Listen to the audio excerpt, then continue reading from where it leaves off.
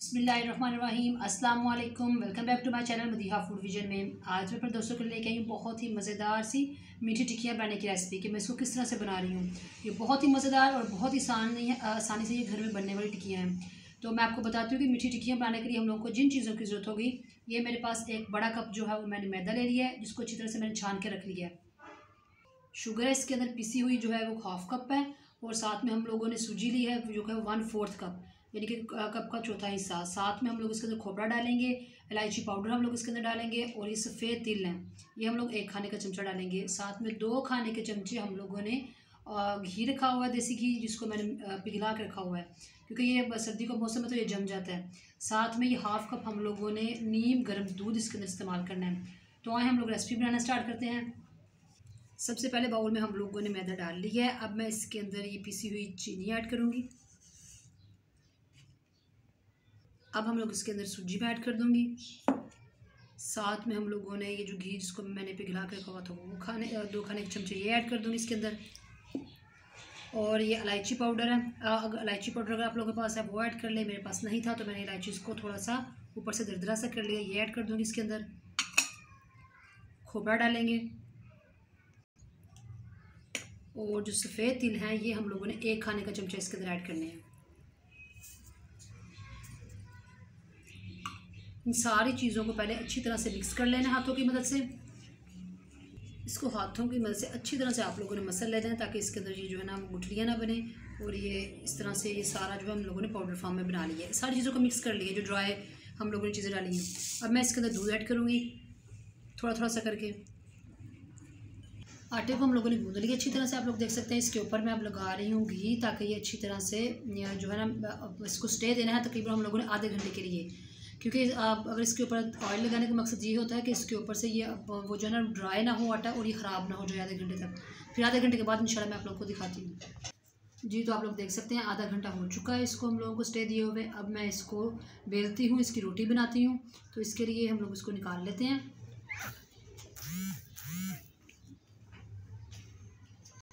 तो सबसे पहले हम लोगों को रोटी बेलने के लिए हम लोगों ने इस बेलने के ऊपर पहले थोड़ा सा घी लगा लेंगे। इसको सूखा आटा हम लोगों ने नहीं लगाना।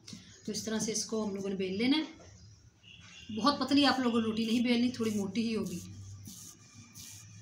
इस तरह से रोटी हम लोगों ने बेल ली है, आप लोग देख सकते हैं। मैंने बहुत पतली नहीं की, जैसे कि मैंने आप लोगों को बताया था। आप लोग इसकी इस जगह से देख सकते हैं कि थोड़ी मोटी है। और नीचे हम लोगों ने ऑयल लगा लिया था, ताकि ये जो है ना वो जमे नहीं, वो साथ चिपक नहीं जाए। तो अब हम लोगों ने इसकी बनानी है छोटे छोटे से सांचे की मदद से। तो अगर आप लोगों के पास जो भी चीज़ घर में है, अगर आप लोगों के पास कोई कटर है इतना सा इस शेप में, गुलाई की शेप में, तो आप उससे ले सकते हैं। तो मैं आप लोगों को आसानी के लिए बता रही हूँ कि आप एक स्टील का गिलास ले लें, कोई कप ले लें। तो उसको इस तरह से उल्टा करके आप लोगों ने थोड़ा सा प्रेस करना ऊपर से, और इस तरह से ये इसकी कटिंग हो जाएगी। इसी तरह से आप लोगों ने ये सारी जो है ना इस रोटी की कटिंग कर लेनी है। एक्स्ट्रा जो ये आटा बचा है इसको आप लोगों ने दोबारा से फिर रोटी बेल लेनी है।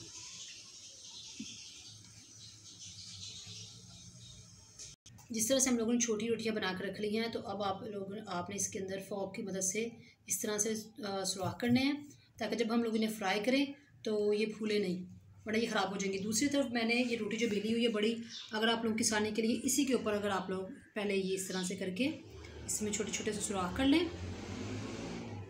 अब हम लोगों ने इस तरह से इसके सुराख कर लिए हैं, और अब हम लोगों ने इसको बाद में इसकी कटिंग करेंगे। जी, तो आप लोग देख सकते हैं हम लोगों ने सारी टिक्कियाँ बना ली हैं। और अब हम लोगों ने पैन रख लिया दूसरी तरफ, जिसमें ऑयल डाल के इसको काफ़ी तक गर्म कर लिया है। और अब मैंने सारी टिक्कियों को इस तरह से 1 बाय 1 जो है ना वो उठाना है, और इस तरह से इसके अंदर फ्राई कर लेना है।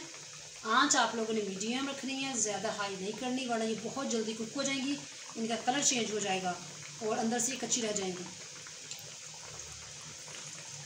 एक वक्त में हम लोगों ने 3 डाली हैं, ताकि अच्छी तरह से इसकी जो सबसे फ्राई हो जाए। फिर इसकी साइड चेंज करने में हमें आसानी हो, तो मैंने ज़्यादा नहीं डाली। एक तरफ से अच्छी तरह से फ्राई होना शुरू हो गई हैं, आप लोग देख सकते हैं। इसके ऊपर से भी यानी कि हो रही हैं, इसका कलर खूबसूरत सा आ रहा है। मैं इसकी साइड चेंज कर लेती हूँ इस तरह से, और मज़ीद हम लोगों ने 2 मिनट के लिए इसको फ्राई कर लेना है। जी, तो आप लोग देख सकते हैं माशाल्लाह से हमारी दोनों तरफ से ये मीठी टुकड़ियाँ जो है वो बन के तैयार हो चुकी हैं। खूबसूरत सा कलर आ चुका है। अब मैं इनको निकाल लेती हूँ और किसी प्लेट में। और फिर मैं इसको डिश आउट करके आप लोगों को इसकी फाइनल लुक दिखाती हूँ।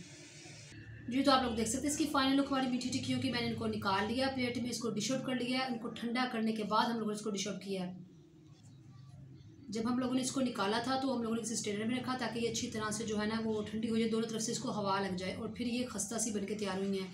अगर मैं इन्हें निकालते साथ ही हम लोग इसको किसी प्लेट में सर्व कर देते तो ये जो होनी थी ये नीचे से इसको ये होकर ऑयल सा आके इसके अंदर, पानी सा आके इसके अंदर वो ख़राब हो जानी थी।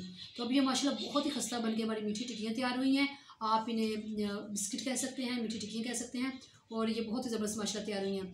आप लोगों ने इसी तरह से रेसिपी को फॉलो करना है और घर में बनानी है, और मुझे कमेंट सेक्शन में बताना मत भूलिएगा कि आप लोगों को हमारी मीठी टिक्कियों की रेसिपी कैसी लगी, आप लोगों के घर वालों का फीडबैक क्या आया है। तो वीडियो अच्छी लगी हो तो इसको लाइक करें, शेयर करें। जो लोग नए हैं मेरे चैनल पे, काइंडली चैनल को सब्सक्राइब करना मत भूलिएगा। आप ढेर सारी दुआओं में मुझे याद रखिएगा। नेक्स्ट वीडियो तक के लिए इजाज़त दीजिए। अल्लाह हाफिज़।